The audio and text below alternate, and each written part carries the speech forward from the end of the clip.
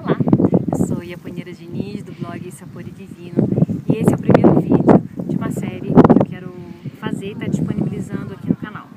E para iniciar a contar essa minha paixão pelo vinho, o tema escolhido por mim foi a história do vinho. Então vamos conhecer um pouquinho agora essa história. Podemos dizer que as origens do vinho são tantas que a única coisa que podemos afirmar é que muitas das vezes a história do vinho se confunde com a história da própria humanidade. A bebida esteve presente na vida do homem desde as primeiras civilizações. Existe uma teoria de alguns enólogos que afirmam que o vinho pode ter sido criado sozinho, talvez por um punhado de uvas amassadas, esquecidas num recipiente, que sofreram posteriormente os efeitos da fermentação e daí surgiu o vinho. A verdade é que não existe um inventor, nem podemos afirmar a data exata em que o vinho surgiu. Existem referências que indicam que na Geórgia, um país situado na fronteira entre Europa e Ásia, foram encontradas algumas sementes de uva acumuladas de tal forma que só poderiam estar ali com o intuito de terem sido utilizadas para a produção de vinho. E a coisa mais incrível é que essas sementes datam de 7.000 anos antes de Cristo.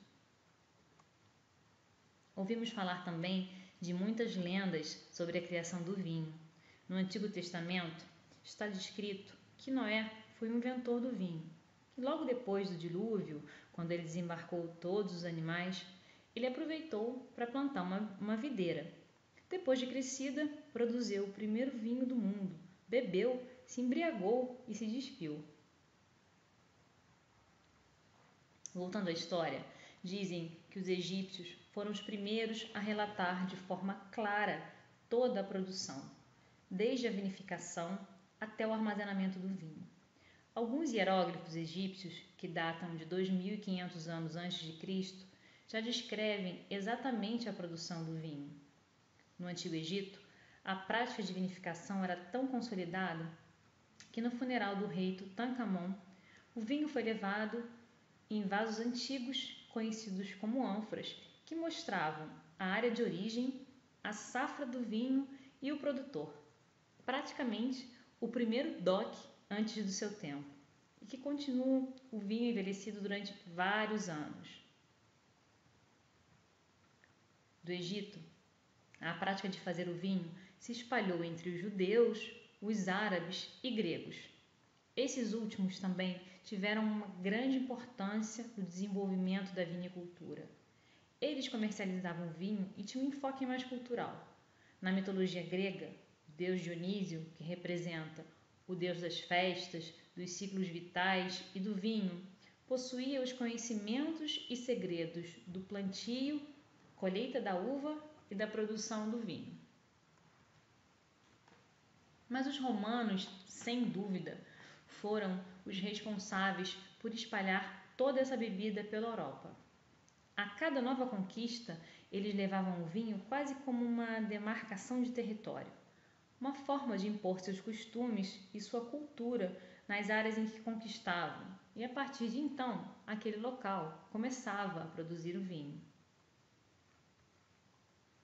Com a queda do Império Romano, já na Idade Média, as províncias foram reduzidas a reinos de futuro impreciso. Já não se envelhecia mais o vinho em barris de boa madeira, o que implicava no aumento do tempo da sua oxidação. Então, o vinho sofreu um certo retrocesso. A vinicultura somente voltaria a ser beneficiada com o surgimento de um grande poder religioso, a Igreja Católica. ela foi considerada detentora da verdade e da sabedoria. O simbolismo do vinho não poderia ter enfoque maior. Era o sangue de Cristo. Diante deste fato, houve um aumento da qualidade do vinho, pois a igreja começou a se estabelecer como proprietária de extensos vinhedos e a produzir vinho para o consumo dos monges e também para ser usado na Eucaristia. Chegando à Idade Moderna, com as grandes navegações, Cristóvão Colombo foi o responsável por levar as uvas para as Antilhas em 1493. E depois da adaptação às terras tropicais, as videiras foram exportadas para o México, Estados Unidos e para a América do Sul. Já nos tempos modernos, no século XVIII, com o acontecimento da Revolução Industrial, o vinho sofreu novamente uma perda da qualidade, porque começou a ser produzido com técnicas menos rústicas para possibilitar sua produção em massa e venda barata.